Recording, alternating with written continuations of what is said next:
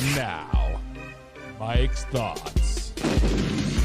Today here on Mike's Thoughts, here on the Man Hour, Coach Prime has come out and said he is very, very disappointed that only one HBCU player was drafted in 2023 NFL Draft. Well, Coach Prime, if you are so disappointed in only one person going in the NFL, maybe the players are just not that good. Maybe they don't have very good coaching. Maybe at the end of the day, HBCU teams are just meant to be exactly that. They're supposed to be go to Alabama, get rolled by 85 points, and then move on with your easy-ass schedule for the rest of the year. HBCU historically do not have very good players. Historically are not very good. Yes, Jackson State did jump up like number 20, I think, in the regular season. Yes, they did have a pretty good couple seasons underneath your leadership. If you are so passionate about your HBCU teams, why did you jump ship and go to Colorado? Why did you jump ship and let all these HBCU players go in the transfer portal and then not come to Colorado? Because, you know, we coming, baby. We coming. Well, guess what? You pre-came and you keep talking this shit, and you are going to get steamrolled by Nebraska this year. You're going to get steamrolled by USC this year. You are going to get steamrolled by Colorado State. Whoever you want, Coach Prime, you just need to pump the brakes a little bit. I understand your alter ego's getting the best of you right now in that black cowboy hat and your Segway and your cowboy boots and all this other crap. But at the end of the day, man, pump the brakes and slow your roll. HBCU kids go to HBCU colleges because they pretty much can't cut it at Alabama. They can't cut it at LSU. They just aren't that good. That is why you go to a school like Jackson State. So you get on the field, you get some possible film, and hopefully the Canadian League comes calling. That is what it is at the end of the day. Combs, cue that intro. Are you ready for the best damn radio show on the planet? Man Hour Nation, rise up.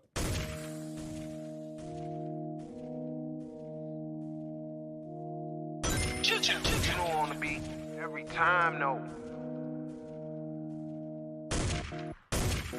I would like to personally welcome you to Man Hour After Dark. Say that while I bring you the host, Mike, Buck, and Cone. You know who's coming to the stage. Sports talk than what you about to hear right here. I second that. Go.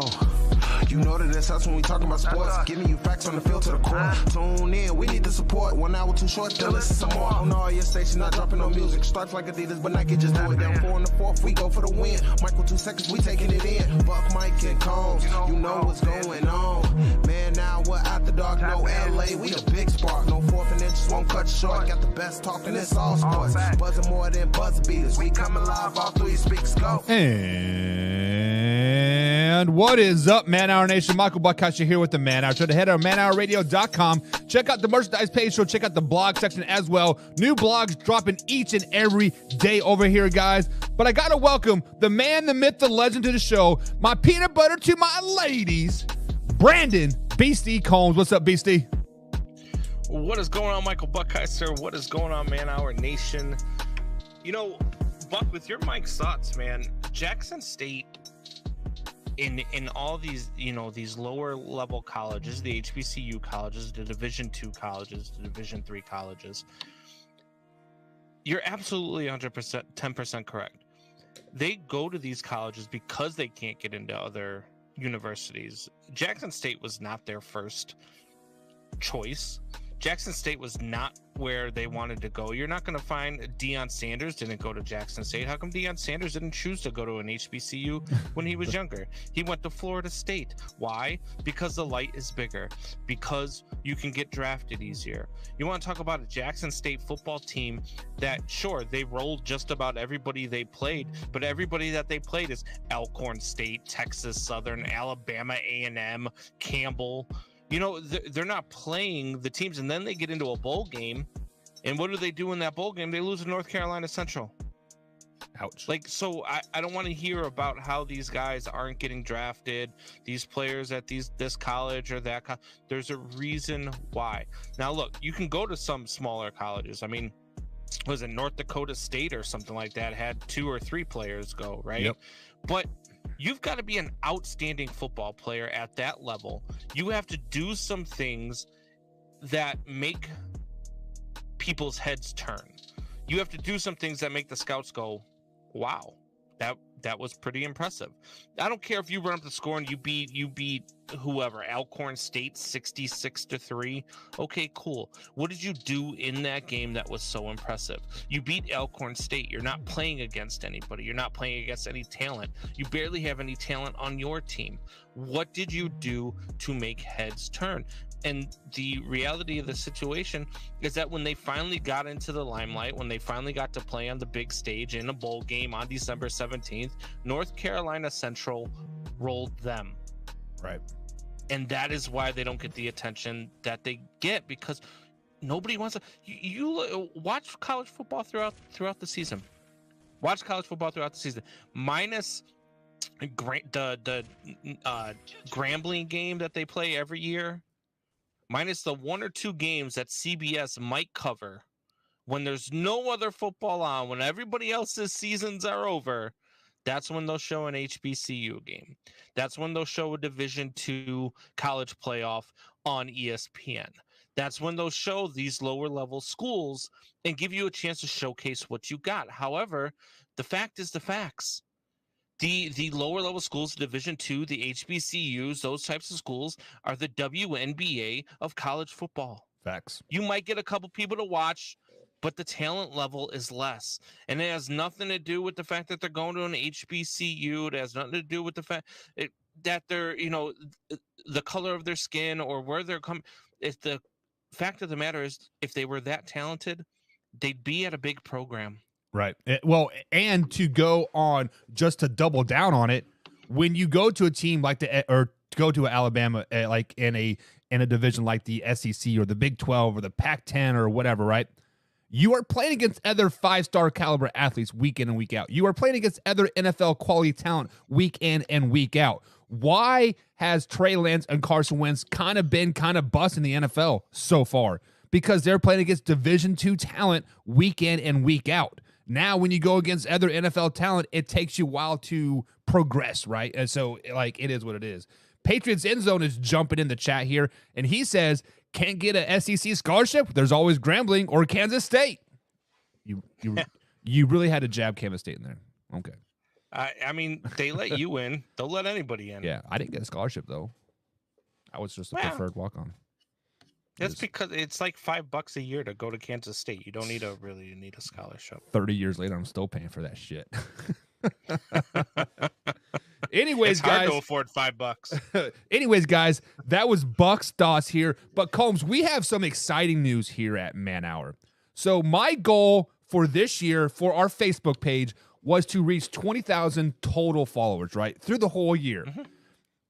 This is month 6, so we're about halfway through the year of 2023, and we have surpassed 22.8 thousand followers on our Facebook page, Combs. Wow. So, guys, thank you from the bottom of our hearts for liking and commenting and doing everything you do over there on the Facebook page. Sometimes we post controversial stuff just to get the people going.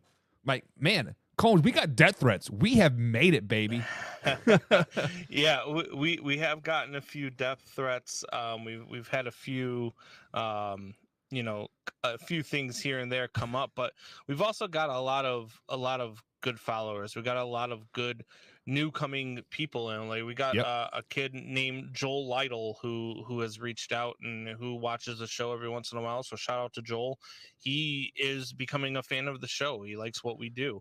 We had people, it showed when we were at Bourbon Street. We had people sign up when we were at Bourbon Street just to watch the show, come up to us after the show to let us know how good of a job we did and how much they enjoyed what we were doing. So again, from the bottom of our hearts, man, we thank each and every one of our fans. We thank each and every one of our listeners, whether you can join us live or whether you join us in podcast form, whichever way that you come at us. The fact that we're doing this, the fact that we're reaching 3.4 million people a week on social media, I mean, that's proof that, we're doing stuff that you guys like to hear. And we're going to continue to bring it to you as long as you want us to. Yeah. And I think there's a plus 100 bet saying that the person that sent us the death threat will never respond again. But Combs, is that the best odds out there? I mean, how do we find the best odds that the person will never respond? Well, you could go to one of our sponsors, which is BetStamp.app. Today's podcast is brought to you by BetStamp.app, which is helping thousands of people win at sports betting for free. Same way travelers use Google Flights or Expedia to find the best prices, bettors can now use BetStamp to do the same. When you place a bet, the odds given by a sports book will determine how much you can possibly win. Even when betting on the same outcome, different sports books will offer varying payouts, and these differences can be huge. Thankfully, BetStamp allows you to easily line shop for the most profitable odds across all sports books. You can click on any matchup and instantly see the different odds for game lines, player props, and even future bets. Line shopping is the simplest way to find an edge in sports betting to maximize your chances of winning long term. On average, BetStamp users win an extra $1,000 a year just by line shopping. It helped me gain some money yesterday, I could tell you that much. Put a couple of bets out there, and even on Sunday, I put a bet out there. The White Sox were in the ninth inning. They're down by 4. I was like, wow, what the hell? Found the best line on BetStamp.app, which happened to be a plus 2,400. And so I went with it, said, hell with it. Let's see what they do. They score 7 runs in the bottom of the ninth, and I win myself a couple $100. Bam, baby. So that's the way to do it. You go to BetStamp.app. It line shops just like if you were on Expedia and any of these, travel sites that you go on to find the best hotel prices, the best, flight prices, the best car rental prices. BetStamp is doing that for sports betting. And as long as you're not betting on Alabama college baseball, apparently, you can find the BetStamp.app on the Apple iOS store, Google Play Store, or through your browser at BetStamp.app. To access all these benefits, sign up using promo code MANHOUR and start your journey to successful sports betting today. If you forget to use the code upon sign up, you can always enter our code in your BetStamp account settings afterwards. Check it out. That is promo code MANHOUR. Comb, I pride myself on a few things, and that was the best segue I think I've ever had. I'm just going to put it out there. It was one of the very few that have actually made sense. Yeah, it was perfect. But we do got some people jumping in the shot. Of course, you got Patriots End Zone talking about loyal fans there. My man, Wayne G. Thank you for joining us there on draft night, by the way, Wayne G. You killed it as well. Katie Wilson jumping in the chat. He says, yo, man hour. What is up, Katie? Hope you're having a grand old night. And, of course, Michelle is jumping in the chat as always. She says, I will always be your biggest fan. Hands down. Best support system out there. She loves you, Buck. Yeah, best support system out there, hands down. Right there is on Michelle. But, guys, we do got an action-packed show for you today. It is Way or No Way Tuesday here, so we're going to talk a little bit about Jordan Love's contract extension. We're going to talk about 2 running backs getting drafted in the first round. What? Talk about dumb. Chris Jones possibly still be a Kansas City Chiefs. And the Ravens, they hell got a lot better in this year's draft. But first, Combsy's got a test, and it is Combs' eye test. Yes, sir. This is Combs' eye test. And as you guys know, I don't like to go off of just stats. I like to go off of things that I see, things that I watch, way players are playing on the field, and not just exactly what their numbers are telling you. Well, this one actually has nothing to do with numbers on the field. This actually has to do with an organization off the field. The Detroit Lions were everybody's pick at the end of last season. Oh, they're coming. They were 9-8. They had a great season. They finished strong, and they're coming. Next year, they're going to be everybody's darling pick. As a matter of fact, I was starting to think I might pick them too to win the NFC North. And then the Detroit Lions got to be the Detroit Lions again. They panicked. They did all those things that they do. As soon as it was like, they were like, oh, wow, everybody's picking us to win. We might actually do something this year. What do we do? You know what? Let's trade DeAndre Swift. Let's trade Jeffrey Okudah. Let's draft a running back with the number 8 overall pick. Let's not draft, anybody that can help us with the run stopping, which we were ranked 32nd in the year last year. Let's not draft anybody that can help us with the passing offense. That was ranked 26th in the league last year. Let's not do any of that stuff. Let's go ahead and get rid of 2 of our really good young players that we spent really good high draft picks on just 2 to 3 years ago. That's what the Detroit Lions have done. That's what the Detroit Lions did with this draft. That's what they did with trades. They were like, you know what? We can't handle this, so we're not going to give anybody for Jared Goff to throw the ball to, other than Amon-Ra St. Brown, who will probably get killed by the week 3, because we don't have anybody that can block either. And you know what we didn't do? Draft somebody that can block. And we have Jared Goff, a non-mobile quarterback that we can't block for. So, in turn, the Detroit Lions took this draft, and without any other team in this division making a pick, had the Bears not made a pick, had the Vikings not made a pick, had anybody else not made a pick, the Green Bay Packers not made a pick, everybody in that division got better just because of what the Lions did in the draft. The Lions made everybody in the division better by the things that they decided to do in this draft. And, you know, I listened to our guy over there with the Lions Talk podcast yesterday. I commented, did everything I needed to do to help him out, gain some viewers. But I could not even begin to fathom that even he believed the stuff he was trying to spew and trying to say about the Lions actually having a good draft, about the Lions actually making the right move. Because if you believe this, either A, you're not watching, or B, you're 10 times smarter about football than anybody else on the face of the earth, because you're the only one that believes that what the Lions did helped them get better. The Lions went out and got worse over the draft. The Lions went out and got worse over the offseason. They did everything they could to hand the division back to whoever else wanted it, because they can't handle the pressure of maybe being a successful organization. That's Combs' eye test. Combs, there are a few times when you nail it right on the head. Actually, I lie. You normally nail it on the head pretty well 99% of the time. Just like your winning percentage over Wayne G on debates, but we'll get into that later. But the Lions definitely did not do well in this draft. Drafting a running back period in the first round is dumb. We'll get into that a little bit later. But speaking of Wayne G, Patriots Enzo says every dumb fan thinks her team drafted 9 all-pros. That is pretty much facts on that. But Combs, we do have our first question of the day. Are you ready to talk a little bit of Kansas City Chiefs?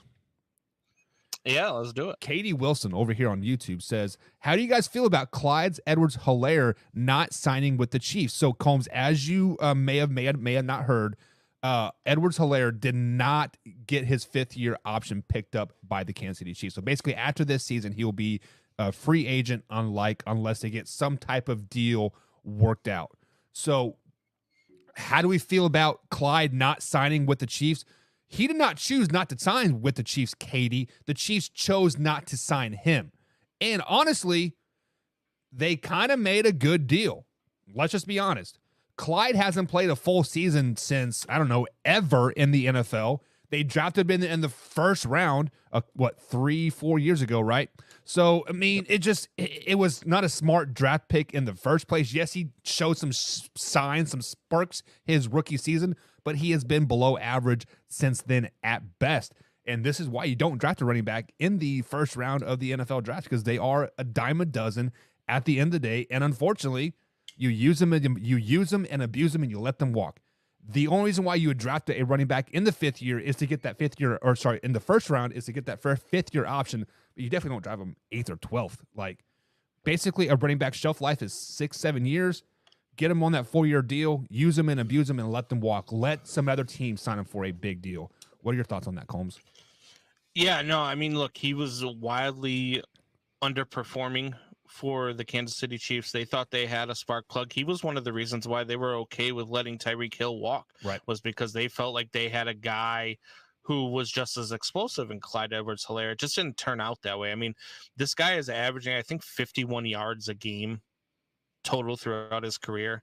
And I mean, his best year was his rookie year. I believe he didn't even have 1,000 yards rushing that year. Nope. I don't think he's maxed. I don't think he's past 800 yards in a season. I don't think he's played more than 10 games in a season, to be honest with you.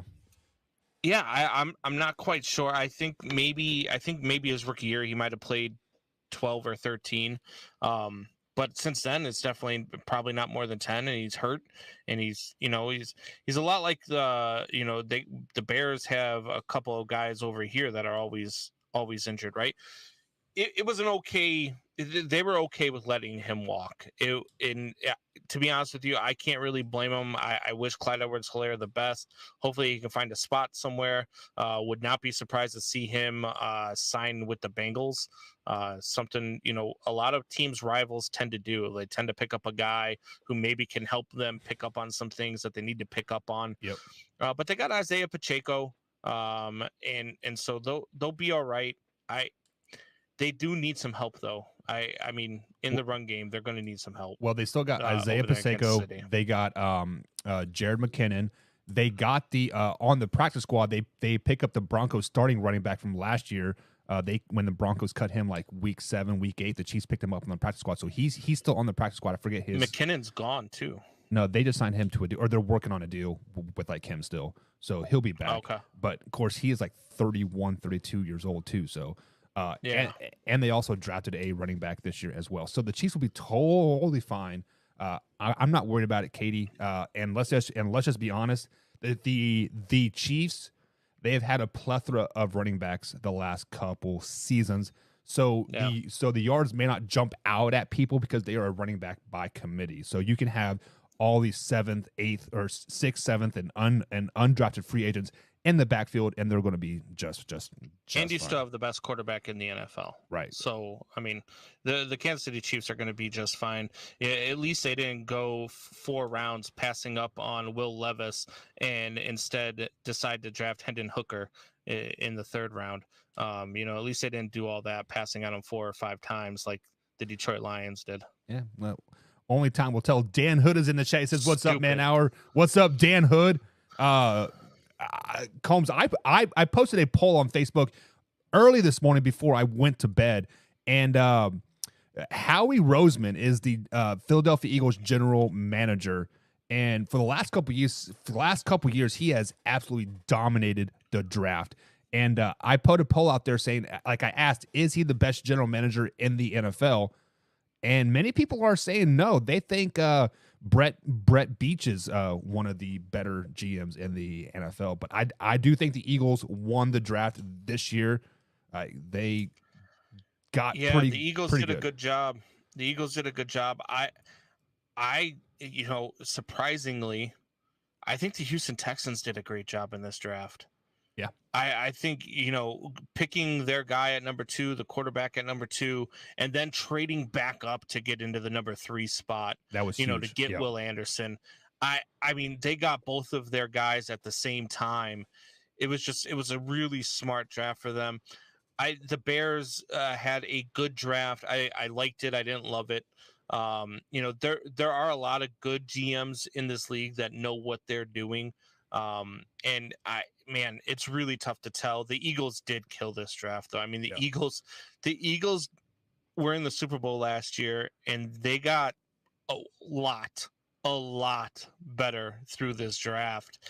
And that's going to be a scary thought for teams in the NFC vying for a Super Bowl bid. Yeah, and so speaking of the draft, let's look at last year's draft because when you make draft day trades, you have to kind of group that player into your draft as well. Last year, they got A.J. Brown on draft day, and this year they got DeAndre Swift. Many people are really, really excited about the DeAndre Swift addition to the Philadelphia Eagles. They think he is going to slide right in and pick up right where Miles Sanders left off.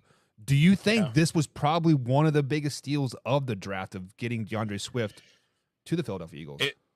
It certainly was. I mean, you're going to put DeAndre Swift over Rashad Penny and Kenneth Gainwell. I do believe he can pick up right where they left off. I do believe that this offense was already one of the top 3 offenses in the NFL, and they got better with DeAndre Swift. And so I really like what they did. I really like their picks, and they're going to be something. They really are. They are going to be really, really good. However, this is the downfall that I see with DeAndre Swift. So much running backs that we've been talking about so far today, he has yet to play a full season healthy, right? Was it his rookie year? I think he started that injury bug, and he's kind of just been. We don't know if he's going to be on the field or not. It's been so up and down. But Philadelphia Eagles fans, I don't want you guys to put your expectations as an MVP type of level for DeAndre Swift, just because you have to realize Miles Sanders, just a couple years ago, many people had him as a top 5 running back in the league. He was almost a cornerstone of that defense, of that offense. Yes, Jalen Hurts was a big deal. A.J. Brown was a big deal. Devontae Smith is a big deal. But losing a running back like Miles Sanders to the Carolina Panthers might come back and bite you in the ass. So hopefully, because I believe they drafted a running back as well, so hopefully they get that two-headed monster happening in Philadelphia Eagles, because we are in a 2-back league system right now. Right. And they didn't draft a running back in this draft, but they did draft Jalen Carter. And the reason why I think that was a good draft pick for them is because they have the leadership in the locker room. They have the leadership in the coaching staff to be able to sit down with this kid and be like, look, this is the way you're going to do it. And if you don't, you're going to find yourself on a practice squad somewhere, because that is a type of leadership that they have with guys like Jason Kelsey, with guys, that the tight end whose name I can't remember at the top, off the top of my head, Goddard. They have those guys. They have that veteran leadership in that locker room to actually be able to sit this guy down and be like, hey, look, this is what we are. And you're either going to fall into ranks, and this stuff that you did with the Georgia Bulldogs, that's not going to play here. Okay. So you either get in shape, or we're going to ship you out. I mean, a guy like Fletcher Cox, imagine him, not taking any shit from a guy like Jalen Carter. So You're going to be in the defensive room with a guy like Fletcher Cox, somebody who can really, hone you in. You've got some former players that they've had there from Georgia as well. So he's going to have some familiar faces. I think it was the perfect landing spot for Jalen Carter. If he's going to reach his full potential, I think he's going to do it with the Philadelphia Eagles. So I really like that pickup for them. But even then, I still say that at 30, when they stole Nolan Smith off the board, the fact that he was still available for them was huge. And this team that kind of showed that they had some trouble, especially in the Super Bowl, had some trouble dealing with the run game, had some trouble dealing with, quarterbacks breaking open. A guy like Nolan Smith can really slow that down. He's a linebacker that can run a 4.6 40. So he's got some speed. He can catch up to the speed guys, and he could help you out tremendously in that run game. Yeah, man, it's always nice getting pressure on the quarterback. But going back to the Jalen Carter and the Georgia Bulldogs thing, I think that is all the Eagles like to draft is Georgia players, because they draft like 10 Georgia players the last two seasons. But Jalen Carter, you are exactly right, landed in a perfect opportunity with the Philadelphia Eagles, just because he came. The biggest knock on him was he came to his pro day out of shape. He came to the combine out of shape, right? What is going to get you in the most shape? Going against an all-pro center every day in practice. Going against an all-pro offense every day in practice. That is going to get you in shape really, really fast, and going to get you really, really good really, really, really, really, really fast. Jalen Carter might have the biggest upside in this draft because of the opportunity where he landed. Like he absolutely landed in a great spot, and the Philadelphia Eagles capitalized on this 100%. Yeah, just a phenomenal job. I think there were a couple teams that did really, really good jobs. I think Ryan Poles did a really good job as well in Chicago. I think that Houston did a really good job.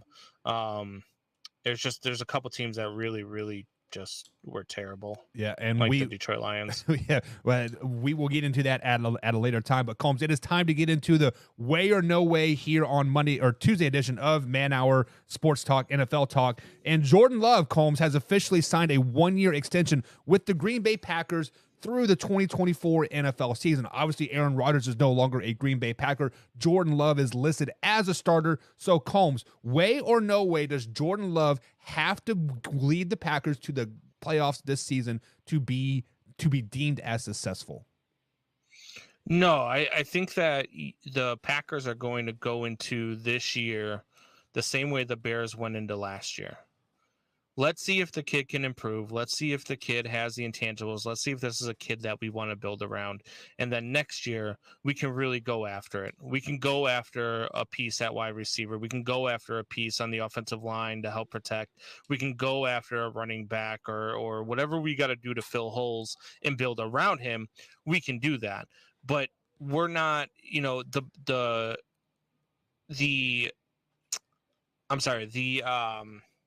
the Green Bay Packers, they're in a spot where, again, they're going to be playing in a division that's not great. The Detroit Lions did everything they could to massacre any chance that they had. The Bears should be better than what they were, but I mean, they only had 3 wins last year. So being better than what they were is about a 7-9 win team. Looking at their schedule, that's about where I had them at. I had them about 9 to 10 wins. So the Vikings really are probably the cream of crop of this division, but they're only like a 10-11 win team. So you could be in this as an 8-9 team. You could be right in the thick of things as a division. So that's what the Packers are looking for. They're looking for, you can grow without wins. Right. You can look good without winning. And that's what they need from Jordan Love. If he takes them to the playoffs, then they did. I mean, at that point, there's really no doubt, right? Like, you've got your guy for the next 10 to 15 years, even though you just let go of Aaron Rodgers. So that would be huge for them. It would really suck for me as a Bears fan to see that happen. I hope Jordan Love, it goes 2-15 this year and looks like trash. That's what I'm hoping for, but we'll see. Yeah, it seems like the quarterbacks always draft, or sorry, the quarterbacks. The Packers always draft quarterbacks really, really well. Brett Favre, Aaron Rodgers, and now Jordan Love. Patriots End Zone says no way, but he also cannot look like a rookie either. So this has been one of the biggest knocks about Jordan Love is his inability to perform, right? He throws a lot of preseason interceptions, right? He does this and he does that. Well, it's preseason. It's meaningless games. He got thrown in the fire. Let's just pump the brakes a little bit. So way or no way does Jordan Love have to lead the Packers to the playoffs. Guys, this is a no way. Much like what Combs just said, Jordan Love just has to show growth and leadership over each week. Now, it may not perform into a lot of wins, but I'm going on record right here on March 2nd, 2023, 206 days before the NFL kickoff weekend. And I think Jordan Love is going to have a spectacular season. He is going to wow and shock a lot of people this season. Now, does that translate into a very long career? It will be a long, mediocre career. But I think he is going to take 15 steps forward this year. He might get that big, lucrative contract, and then 2024, 25 and beyond, he'll be just like that middle of the road quarterback, much like a Dak Prescott or like a Tua, or just very, I'm going to show up and I'm going to do my job, but I'm going to need players around me to be better. But this year I do expect him to be leaps and bounds better than what he has ever been, which is kind of a devil's advocate type of saying, right? Because he hasn't played, but right, he will definitely be very, very good this season, I think, and then take a couple steps back. If he is a middle of the road quarterback, if he is a guy that they know needs a bunch of help around him, he won't be a Packers quarterback for very long. You don't think so? They will go out and find their guy that can lead them. No, because the one thing that the Packers won't do is stand for mediocrity. And as much as I hate to say it, I mean they're really a model franchise. The Patriots, these teams that are consistently good, these teams that are consistently trying to be good. When you're talking about teams like the Dallas Cowboys, the Philadelphia Eagles, teams that spend money and try to be good, teams that go out and if the pieces aren't working, they don't hesitate to find the new pieces. They weren't afraid to, I mean, it took them a little bit too long because they showed him a lot of respect, but they weren't afraid to walk away from Aaron Rodgers and tell him get lost. Right. So I don't foresee him being a middle of the road type guy and being a Green Bay Packer for much longer than 1 or 2 seasons. So over here on our Facebook page, a person, I forgot who the name was, but they said they see the Green Bay Packers tanking this season to get Caleb Williams next year in the NFL draft. Do you think this is a all-in year for Jordan Love? Like, hey, you have to show it to us, or we're going to draft somebody to replace you. Yeah, I don't know that that's the message you necessarily give to him. I don't think you go and tell him that per Obviously se. not, right? But I do think that that's the way that they're going to look at it. I mean, I'm almost 99.9% positive that's the way that the Bears treated Justin Fields last year. That's the way they were looking at him. All right, let's see what we've got. And if we have it, great. And if we don't, then we'll be in a prime position to take somebody, right? Well, they found out that they had it. And so they went and did everything that they could to build around it. Now, that's probably the way the Packers are going to approach this. It's the way any smart GM would approach it. Patriots End Zone says they won't be bad enough to get a number one. So he's thinking that Caleb Williams will go number one overall. Let's say they are a seventh overall pick, right? They get 4 wins this season. Do you package a deal to try to get up to number one to get your quarterback?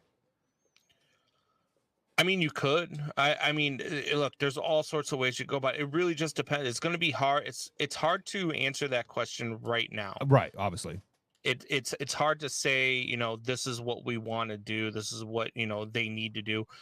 We'll know probably by midseason which way the Packers need to go, what the Packers need to do. Right. I mean, like, honestly, we thought they were tanking last year, right? Like Aaron Rodgers, like, F you guys, I'm giving it to the win, and come week 18 they're battling for a full 4 a playoff spot. So right, only time will tell. But speaking of only time will tell, Combs, there were 2 running backs that were drafted in this year's draft in the first round. Robertson to the Falcons at number 8 overall to the Atlanta Falcons, and Gibbs at 12 overall to the Detroit Lions. So Combs, way or no way, both the Detroit Lions and the Atlanta Falcons were reaching on their first round picks by drafting running backs. Oh, I don't know what they were doing. Like, why you take a running back in the first round is beyond me. Especially the top 10. When you take a player, not only are they supposed to be a starter for you, if you take a player in the first, second, third, maybe even the 4th round, you could argue that these need to be day 1 starters. However, you're not going to be turning around your franchise with a running back because it's just they're a dime a dozen. Look, the Tennessee Titans are shopping around Derrick Henry, for God's sakes. That should tell you how unvalued the position is. And to waste your draft pick at number 8, 10, 12, 14, 15, anywhere in the first round, I would have told you was a bad pick. Anywhere Bijan Robinson would have gone 1 through 32 in the first round, or 1 through 31, because there was only 31 picks this year, because the Dolphins decided to be stupid. There were only 31 picks. Anywhere 1 through 31 for Bijan Robinson to go, I would have told you was a bad pick. It just was. It was a bad spot to go. Now, look, the Lions lioned. I believe the other team that picked a running back in the first round might have been, it was the Falcons. I mean, they just organizations that you are like, yeah, I'm not surprised that they did something stupid. and so, yes, they were reaches, bad picks. It completely changed the first round. Oh, I mean, completely changed the first round. And so I don't know what they were thinking. And yeah, the 110% they were reaches. Yeah. So Patriots End Zone says Detroit reached, Atlanta did not, but I wouldn't take either at 31. So that's kind of contradicting yourself there, Patriots End Zone. You said the Falcons did not reach, but you wouldn't take them in the first round. So Robertson, I think, is going to be a very, very good player. I got a chance to watch him because through my Kansas State team there, I got a chance to watch him a couple games, 2-3 years worth of games, and he is very, very explosive. However, I don't think the Atlanta Falcons offense right now is built around a explosive running back, right? They are built to push the ball down the field. You can't push the ball down the field with a running back. You got something to say about that? Yeah, but there's so many other things that they could have done. Bijan Robinson, yes, he's an explosive player. He might have been the most explosive running back in the draft, Right. but he's not. He is he's a gimmick guy. Excuse me. He's a gimmick guy, for lack of a better explanation. He is, what was the guy from the Saints? What was his name? The tight end / quarterback / wide receiver Taysom / running back, Taysom Hill. Like, that is what you're going to be. He's not, he's a better form of Clyde Edwards-Helaire, who we were just talking about earlier. Like, Right. I don't know why you make that pick so early. You also, not only do you make that pick early, but I mean, you do other. It just, I don't know. It just didn't make sense. Yeah. It didn't make sense to me whatsoever. While our live draft show on Thursday up at Chicago at 115 Bourbon Street, we all looked at each other, me, you, and Fitch, are like, what the hell just happened as soon as the Falcons drafted that guy? Like, we're like, what? And I heard Todd McShay or Mel Kiper in the back of my head, Todd, right? And I heard Wayne G out there, like, you never drafted a running back in the first round. And I'm like, Yeah, man, what? Like, at number 8, and then a half hour later, boom, at 12, the Lions draft a running back. And like, at the time, I don't think they traded DeAndre Swift yet, so they already had DeAndre Swift, and they had, it was just very, very mind-boggling at the end of the day. So we have Dan Marino's best friend here in the chat here. Anthony Finkel says every hour is man hour. Shout out to all the men out there being men. Anthony, thank you for tuning in, man.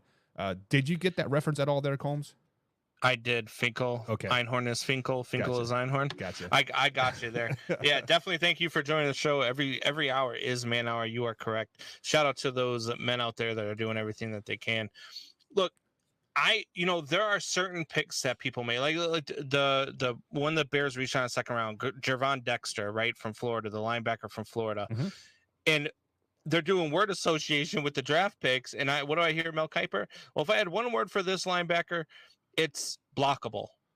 And I'm like, that is not the word you want to hear from a guy your team just took second. I don't.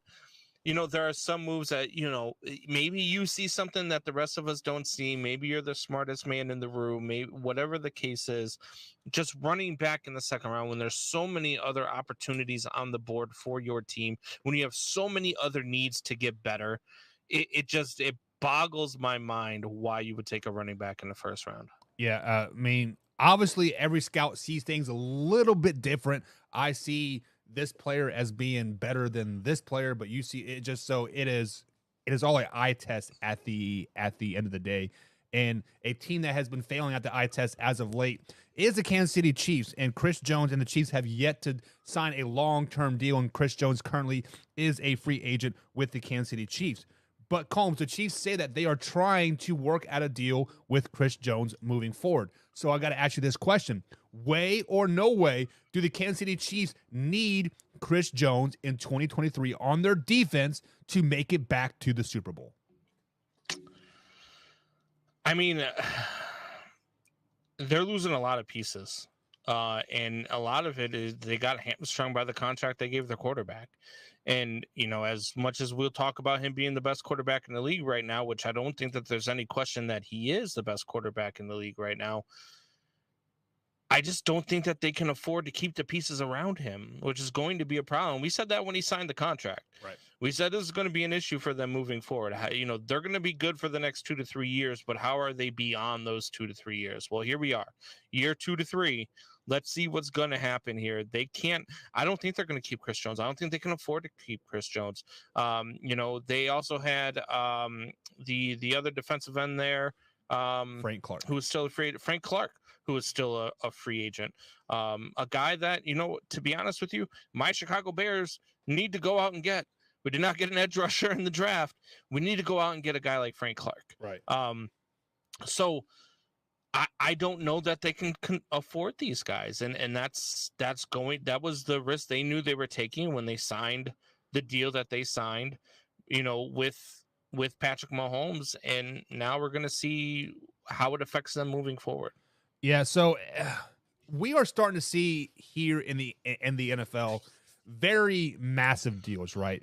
But it seems like money is all kind of just like a past tense thing where like everything can be restructured, make it into signing bonuses, make it into this, make it into that, whatever, right? So does Chris Jones need to be on the Kansas City Chiefs? No, he doesn't, because he was not that effective last season. Yes, he had a really good, Super Bowl. Yes, he had a really good playoff run, but in the regular season, he was kind of like, where's Chris Jones? We're paying this man all this money, and he's not even getting pressure on the quarterback. Like, what is going on? So now I do think Frank Clark and Chris Jones are probably one of the best 1-2 duos in the NFL. But for whatever reason, it doesn't matter who you put at the Chiefs defense. You could put Aaron Donald, Frank Clark, and Chris Jones and Joey Bosa all on the same defense. And for whatever reason, that Kansas City Chiefs defense, the first 8 weeks of the season, they're going to give up 40 points a game. They're going to give up 600 yards a game. They're going to not get a turnover or a sack, or just for whatever reason, the first 8 weeks of the season, they freaking suck. But after that, they are arguably one of the best defenses in the league. Like, look at the last couple seasons from week 8, from week 9 and beyond. The Chiefs are a top 5, top 10 defense in the NFL. It's just the first 8 weeks, they're terrible, and it kind of moves them down in the rank. So, no, we don't need Chris Jones. We can work around. We can figure something out. But it would be nice to have him, but we don't need him. You say that, look at them being, this defense. They were that defense with Chris Jones and with Frank Clark. Right. You know what I mean? Like, those are big pieces that you can't just, like, they're not running backs. You can't just plug and play somebody to get the production you're going to get from these guys. Now, did Chris Jones have a bad year getting to the quarterback? Yes, he was not great at getting to the quarterback last year, but he was awesome in run defense. Right. He was awesome in stuffing the run. Like, so as at a defensive tackle position, you're not really looking for a defensive tackle that can get to the quarterback. You're looking for a defensive tackle to plug holes and to stop the run. You're looking for your edge rushers to really be able to get to the quarterback. And if you got a defensive tackle that has that ability, then great. But I think, yes, they need Chris Jones to be good. They need Frank Clark to be good. I don't think they can afford it. I really don't. I think they're going to get better offers from better places, and the only way they're staying is if they take a hometown discount to continue to try to win Super Bowls with Patrick Mahomes as long as this window is open. Which that is what they've said, is they want to stay in Kansas City. That's why they haven't taken any deal anywhere else. But I do have an insider touch saying that the Kansas City Chiefs and the Raiders might make a trade for Lizzo for Chris Jones. So we'll see how that goes. But Jim Powell jumped in the chat. Speaking of Raiders fans, she's a Viking, I thought, like a Minnesota Viking. But Jim Powell says Chris Jones is planned for. If he's getting tied up, Frank Clark is getting in. You are exactly right, Chris Jones. Some of the best defense of linemen we never hear from, because they're taking 2-3 guys on every play. And Chris Jones did do that last season, yes. But sometimes I feel like when you're getting $20-30 million a season, I should hear your name like a little bit on the TV, right? I don't know. Like, it is what it is. But moving on here, Combs, the Baltimore Ravens, they made a big splash here on the NFL draft as well. The draft weekend, they signed Lamar Jackson to a grand old deal of $260 million over the next 5 years. They brought in Odell Beckham Jr. Antonio Brown is coming. They're starting to get a lot of receivers in Baltimore right now, Combs, plus with all their running gag and defense as well. So way or no way, with the recent transaction that the Baltimore Ravens have made, they are going to win the NFC North in 2023. The AFC North is up for grabs. The Cincinnati Bengals are still the team to beat in that division. Can Lamar Jackson stay healthy enough to be able to get these guys the ball? Still having Tyler Huntley as his backup, I think, helps. I actually think that Huntley might have a better arm, might be a better pocket passer than Lamar Jackson. J.K. Dobbins and Gus Edwards in the backfield. But like you said, Odell Beckham Jr., Zay Flowers, these guys coming on. They still have Nelson Aguilar, who, if he can reach some of his potential that he had when he was with Philadelphia, Right. could be really good. And so I really think that they're the second best team in this division. They might even be third. Cleveland might jump ahead of Baltimore. I'm not sold on Odell Beckham being able to play every game for you. I'm not sold Odell Beckham playing every game for you, not getting the ball 10 times a game isn't going to affect your locker room. And I'm not so sure that we've got a quarterback in Lamar Jackson that can stay healthy enough to play a full season. So it's funny that you say that you think the Ravens are the second or third best team in this league. I still have them like last in the division. Unfortunately, I think the AFC North is the most competitive division in all of football. Of course, we said that about the AFC West last year, and we saw what happened. Everybody else kind of fell out, and the Chiefs kind of separated themselves once again.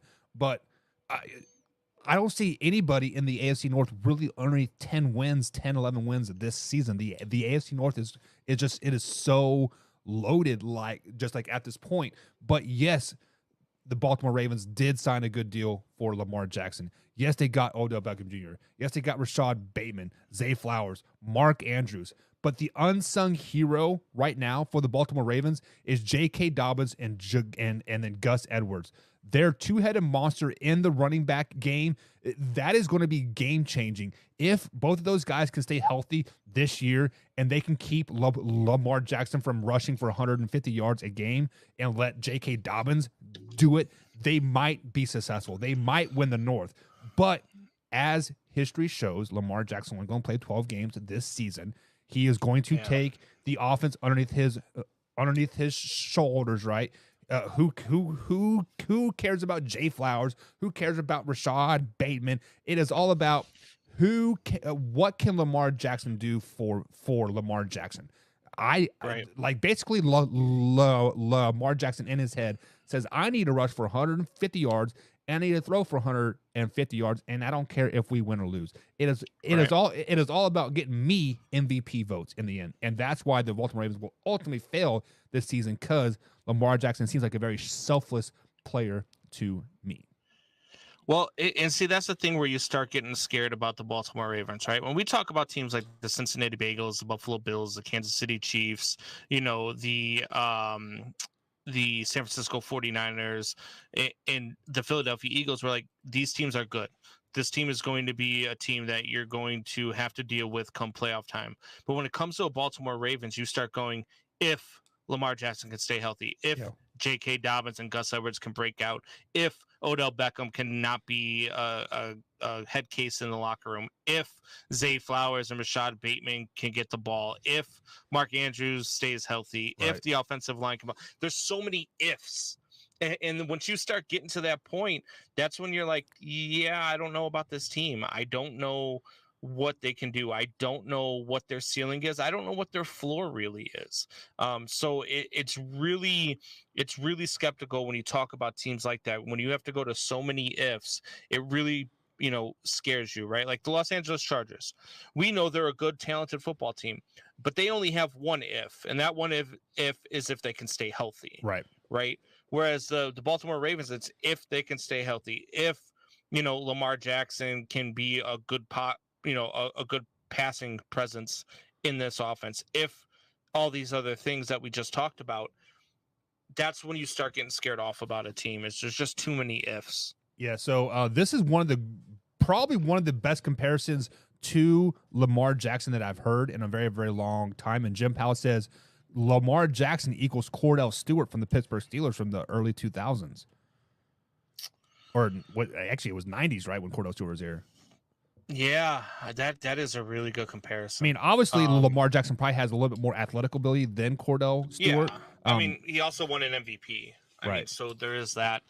I think he's right when it comes to the passing portion of his game. You when he throws the ball, you kind of hold your breath. Right. And I don't know that that's really a guy you want to make the top paid player in the NFL, but the Baltimore Ravens did just that. So we're going to find out quickly how well it works for them. We're going to know this season really quickly how good the Baltimore Ravens really are. Let me ask you this question. He got a 5-year, $260 million deal after much negotiations, right? Mm-hmm. Let's say the Ravens do not make the playoffs this season. Let's say they're a below 500 team. They're 7-9, 6-10. Does John Harbaugh get fired?